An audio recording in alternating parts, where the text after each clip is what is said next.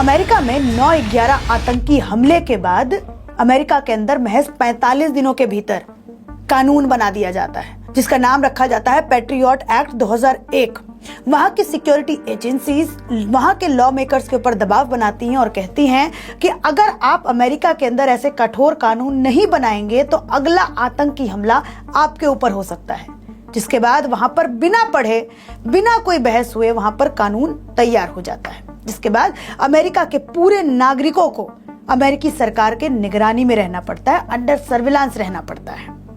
यहां तक कि अमेरिका के मस्जिदों के अंदर स्पाई कैमरास लगाए जाते हैं। रेडिकल स्पीचेस के ऊपर नो टॉलरेंस पॉलिसी अपनाई जाती है।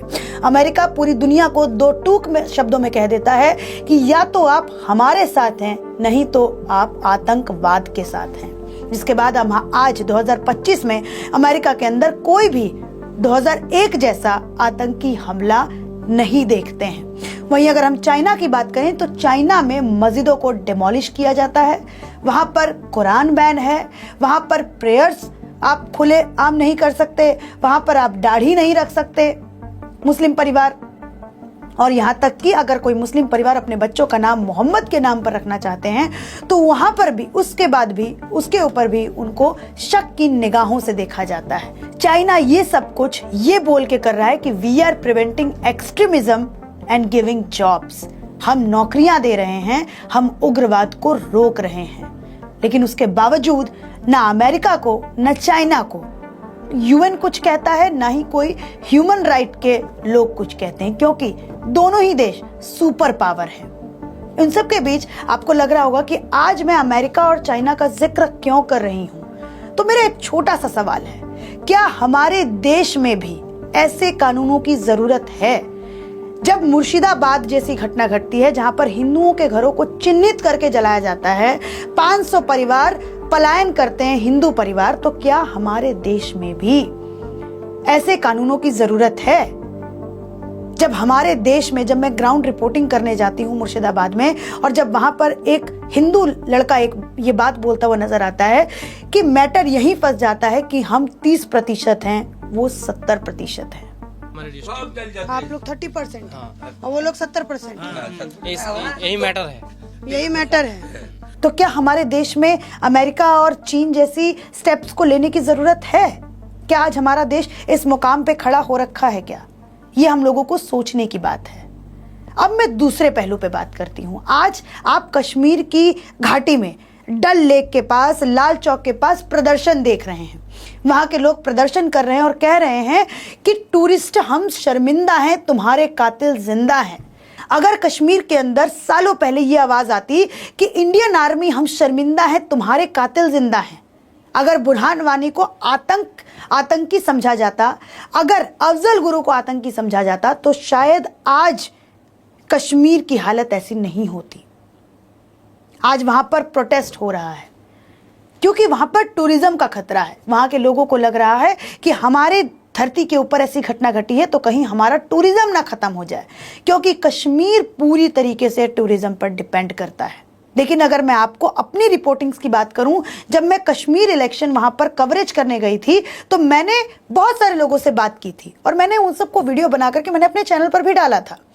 और उन लोगों ने क्या क्या कहा था वो आज आप इस वीडियो के अंदर देखिए। अब्दुल गुरु को बेगुनाह मानते हैं? तो देखिए, अब वो भी कहते हैं, मैं कह रहा हूँ वाकई अब्दुल गुरु बेगुनाह ही थे, बेगुनाह ही थे। उसने उसका कोई हिस्सा किरदार ही नहीं था उस जो पार्लियामेंट में अटैक हुआ। पैसे पहुंचाएं और तमाम तरीके की चीजें की। या हमारा हम मुस्लिम है यहाँ पर, यहाँ हिंदू राज नहीं चलेगा, यहाँ हिंदू से यहाँ हिंदू कोई मसला नहीं चाहिए। हिंदू से दिक्कत है कुछ? हाँ, यहाँ पर हिंदू राज किस लिए है? हम मुसलमान है यहाँ पर, हम यहाँ पर मुसलमान है कि नहीं?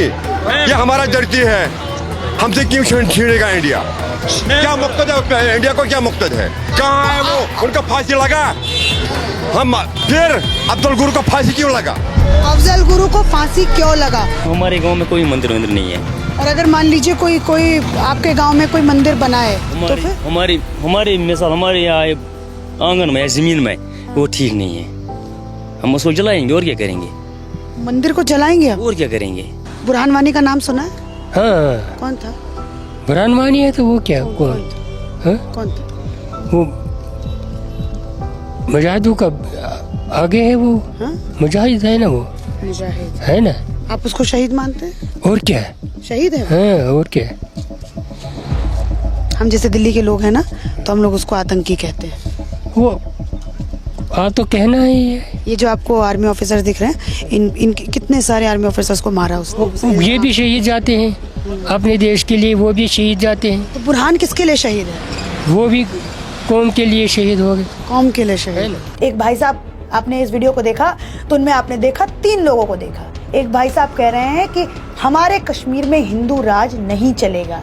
ये वही कश्मीर है जहाँ पे धर्म पूछ करके गोली मार दी गई है। दूसरे भाई साहब से जब मैंने पूछा कि बुरहान वानी के बारे में आपका क्या ख्याल है, तो उन्होंने कहा कि बुरहान वानी मुजाहिदीन ही था, अपनी कौम के लिए उसने लड़ाई लड़ी है। तीसरे भाई साहब ने तो ये कह दिया, वो चुनाव वहां पर लड़ रहे थे, इस बार का असेंबली इलेक्शन वो वहां पर लड़ रहे थे। उन्होंने ये कहा कि अफजल गुरु तो बेगुनाह था, उसकी कोई गलती ही नहीं थी। तो क्या इन सारी मानसिकताओं से लड़ने की जरूरत भारत को नहीं है क्या?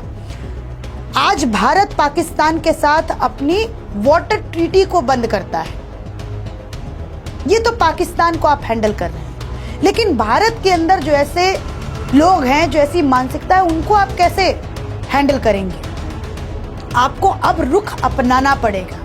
आप चाइना जैसा रुख नहीं अपना सकते, आप अमेरिका जैसा रुख नहीं अपना सकते, लेकिन आपको कुछ ऐसे स्टेप्स उठाने पड़ेंगे कि जिसमें आप इन लोगों को कंट्रोल कर सके। आज मुर्शिदाबाद में इतनी बड़ी घटना घटी, हिंदुओं का पलायन हुआ, 500-600 लोग एक कैदी की तरह स्कूल में भरे गए, लेकिन हमने कितने प्रोटेस्ट देखे अपने देश में। वक्फ कानून एक बेहद जरूरी कानून है हमारे देश में, लेकिन उसके खिलाफ हम देखते हैं कितने लोग हैं। हमारे देश की राजनीतिक पार्टियां वक्फ कानून के विरोध में हैं। हम देखते हैं कि जब मुर्शिदाबाद में ऐसी घटना घटती है तो वहां की मुख्यमंत्री वहां के हिंदू पीड़ित लोगों से मुलाकात करने भी नहीं जाती हैं, आज तक नहीं गई हैं। तो हमारे देश में भी ऐसे कानूनों की ज़रूरत है, लेकिन हाँ, ये भी सवाल बहुत ज़रूरी है और कहीं ना कहीं हम लोगों को इग्नोर नहीं करना चाहिए कि ये दोनों ही देश सुपर पावर है। इन्होंने अपनी रीढ़ की हड्डियों को मजबूत किया है।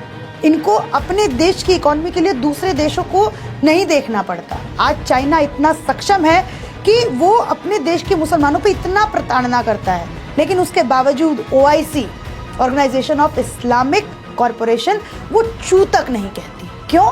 क्योंकि चाइना का निवेश उनकी बाजारों में है। अगर चाइना अपना निवेश वहां से हटा ले तो ये पूरी तरीके से बर्बाद हो सकते हैं। इस वजह से ना UN कुछ कहता है चाइना को, ना OIC कुछ कहती है चाइना को। आज हमारे देश में ऐसे कानूनों की जरूरत है, और खास करके ऐसे इलाकों में जहां पर मुस्लिम जनसंख्या ज्यादा है, जहां पे पॉपुलेशन ज्यादा है, वहां पर आप देखिए कि कहां पर हेट स्पीचेस दी जा रही हैं, कौन किस तरीके से लोगों को बरगला रहा है। आखिर कैसे मुर्शिदाबाद में हिंदुओं के घरों को चिन्हित करके उनके घरों को जलाया जाता है। इन सारी घटनाओं से हमें सीख लेनी चाहिए और कहीं ना कहीं हमें अब कोई बोल्ड स्टेप जरूर उठाना चाहिए। कश्मीर के अंदर आज हम प्रोटेस्ट देख रहे हैं, लेकिन वहीं दूसरी तरफ जब मैं ग्राउंड रिपोर्टिंग करने जाती हूं तो मुझे ये एहसास होता है कि हमारे देश में NRC कितना ज़रूरी है, लेकिन NRC के खिलाफ हमारे देश के राजनीतिक दल खड़े होते हैं।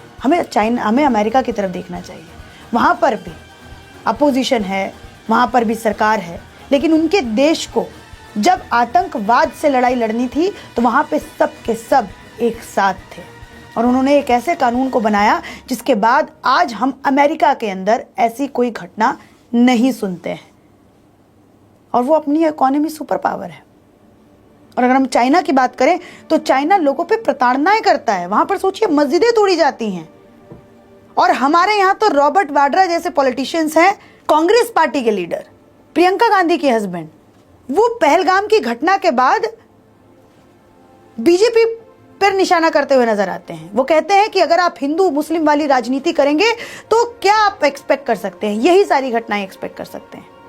तो हम लोगों को जरूरत है कि अब थोड़ा चाबी टाइट करी जाए, और कहीं ना कहीं अगर हमें लड़ाई लड़नी है तो पाकिस्तान के साथ तो आप वाटर ट्रीटी ख़त्म कर देंगे, आप अटारी बॉर्डर बंद कर देंगे, आप वहाँ पर सर्जिकल स्ट्राइक कर देंगे या फिर सब कुछ करके आप कर देंगे, लेकिन अपने देश में रह रहे लोगों से कैसे लड़ेंगे?